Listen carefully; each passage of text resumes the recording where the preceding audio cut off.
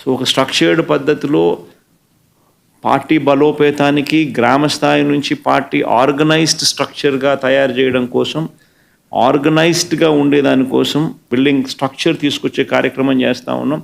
ఆ దిశగా అడుగులు సీరియస్గా వేస్తూ ఉన్నాం. ఇప్పటికీ 4 నెలలు అయిపోయింది. ఇప్పటికీ ప్రభుత్వం మీద వ్యతిరేకత గమనిస్తూనే ఉన్నాం.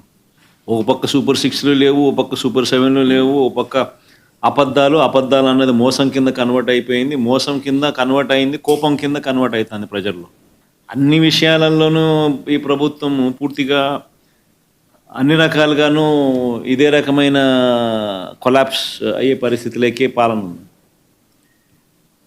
స్కూళ్ళు పోయినాయి, ఫీజు రీయింబర్స్మెంట్లు పోయినాయి, హాస్పిటళ్ళు పోయినాయి, ఆరోగ్యశ్రీలు పోయినాయి, ఆరోగ్య ఆశ్రయాలు పోయినాయి, డోర్ డెలివరీ పోయింది, జన్మభూమి కమిటీలు వచ్చినాయి.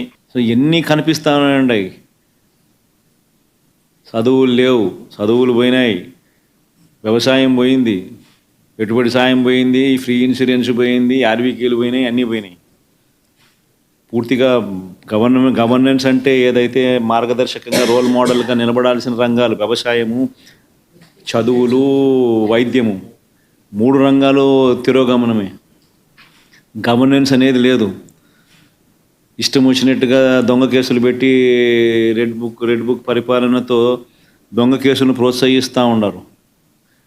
గవర్నెన్స్ అనేది పూర్తిగా పోయింది. లా అండ్ ఆర్డర్ ఎక్కడా లేదు. డోర్ డెలివరీ అనేది గాలికి ఎగిరిపోయింది. ఇంతకుముందు పారదర్శకతంగా ఇచ్చే పరిస్థితి ఈరోజు పారదర్శకత అనే పదం లేక ఈరోజు విజయవాడలో కనీసం ఫ్లడ్ ఎన్యూమరేషన్ చేయలేని పరిస్థితి.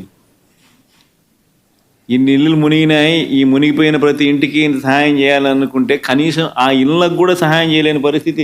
ఇప్పుడు కలెక్టర్ల దగ్గర చుట్టుముడుతున్నారు ప్రజలు. అంటే ఒక ట్రాన్స్పరెన్సీ లేదు, ఒక పారదర్శకత లేదు. కొందరికే నచ్చినోనికే ఇవ్వాలనుకుంటే ఇస్తారు. ఇవన్నీ స్టార్ట్ అయిపోయినాయి. 4 నెలలకే ప్రభుత్వం మీద వ్యతిరేకత అన్నది తారాస్థాయికి వెళ్ళిపోయి, తారాస్థాయికి వెళ్ళిపోయిందని అంటే వాళ్ళకు కూడా అది అర్థమయ్యి టాపిక్లు డైవర్ట్ చేసేందుకు కొత్త టాపిక్లు తీసుకొస్తూ ఉన్నారు. పార్టీ కోసం ఎవరైతే పనిచేసినారో, పార్టీ కోసం ఎవరైతే కష్టపడినారో, పార్టీ కోసం ఎవరైతే నష్టపోయినారో వీళ్ళే ఆ బాధ్యతల్లో ఉంటారు. సో పార్టీ అనేది మనది అనేది మనం అందరం కూడా కలిసికట్టుగా ఓనర్షిప్ తీసుకోవాలి. ఆ ఫైర్ అనేది రావాలి. పార్టీని దేశంలో ఏ పార్టీ లేనంత ఇంత బలంగా ఈ పార్టీని చేయాలని చెప్పి దృఢ సంకల్పంతో నిర్ణయం తీసుకొని అడుగులు వేస్తాను కదా నేను. అందుకని అడుగులు వేస్తాను. కేవలం ఎన్నికలు అయిపోయి 4 నెలలు కూడా కాల, 4 నెలలు అయింది.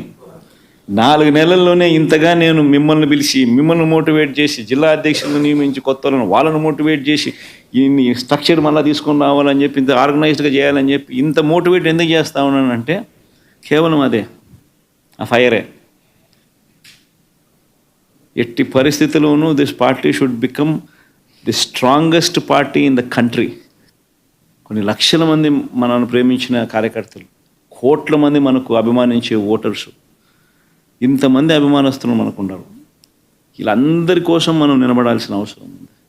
వీళ్ళందరికీ మంచి చేయాలని అంటే మనం ఆ సీట్లో ఉండగలిగితేనే మంచి చేయగలుగుతాం. దానికోసం అని చెప్పి మనం గట్టిగా యుద్ధం చేయాల్సి వస్తూ ఉంటుంది. ఖచ్చితంగా గుర్తుపెట్టుకుంటాం.